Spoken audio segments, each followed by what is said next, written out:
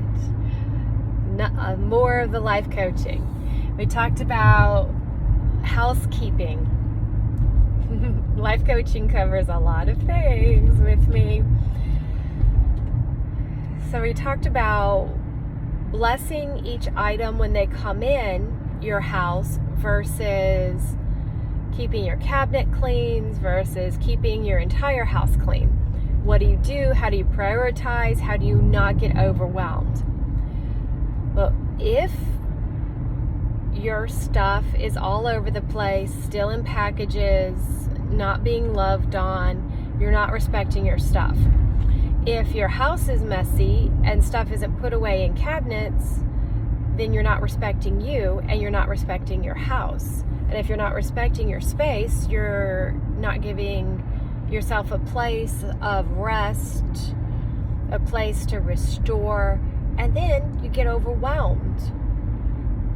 So at the beginning, you do everything in general. Shove things in the cabinets and do the big picture and stay focused on the big picture.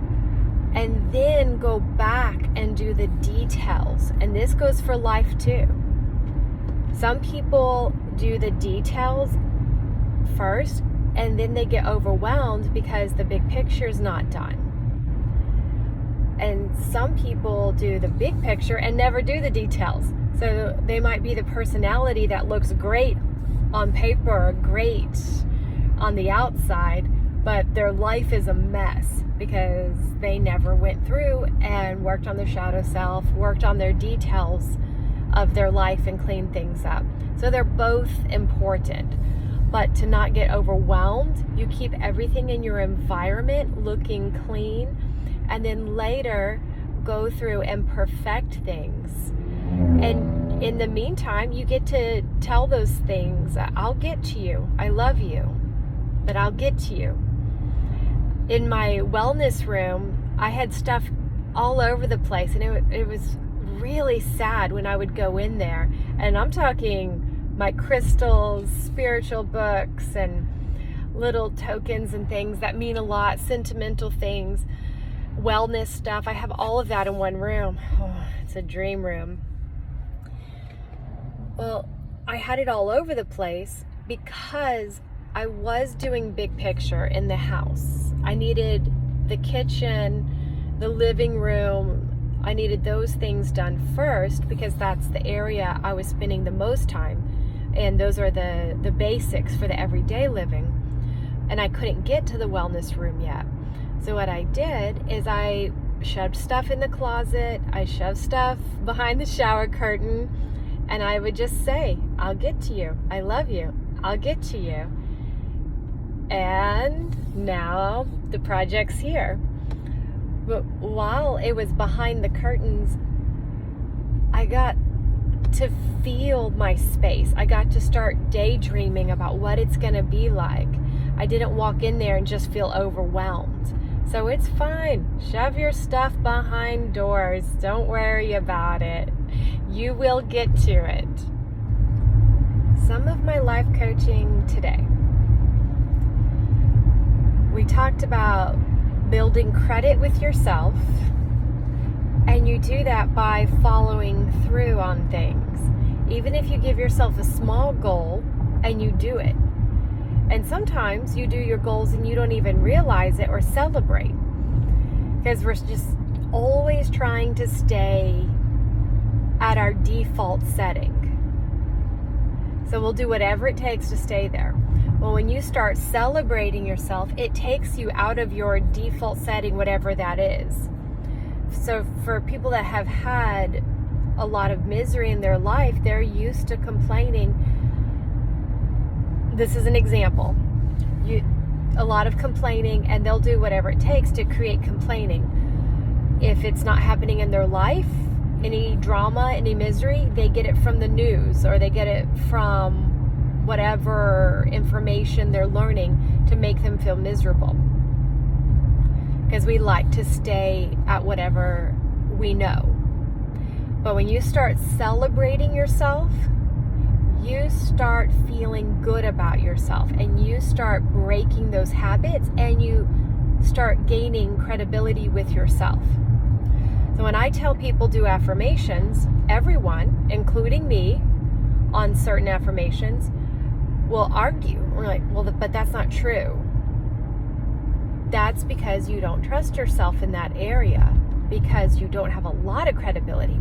But usually, if you look back in your past, there's some place where you did accomplish something and you get to believe in yourself. So you can go back and rely on that to make yourself feel good. So you give yourself pep talks all the time. That's what life is about, is pep talks. You want to be a better person, you want to get more done. The secret is pep talks. Not discovering what's wrong with you, what your blocks are, why you're not doing it. It is the freaking pep talk. So yes, there is a place to look at what's wrong and why things are, but that's just a small part of it. To move forward, to move past that, that's the pep talks. So I love all of it, but the action, that's where you need that kindness. That's where you need that cheerleader. That's where you need the emotional support, the part of you that uses your mental energy to give yourself some common sense. So, for example, you know what? I can accomplish this goal. I've accomplished this other goal in the past. I can do this. That kind of common sense. Or this can happen. I know this other person did it, so that surely I can do it. Or all I have to do is get this together, and then my goal will be done. Give yourself common sense. So use your mental energy to get the common sense. And then you have the spiritual energy. The spiritual energy is just this huge plethora of energy out there for you, all the consciousness in the world. Tap into it, into your higher self. Don't give your power away energy. That's a whole other video. Tap into this higher self. Ask for help. Ask to find an example of credibility where you have accomplished something in the past. And something brilliant will come to your mind.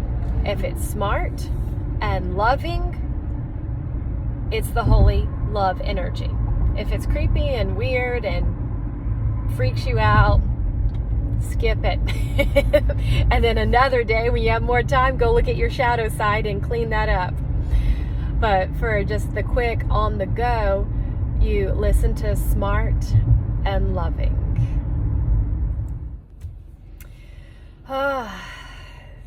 I have my lecturing hat on right now.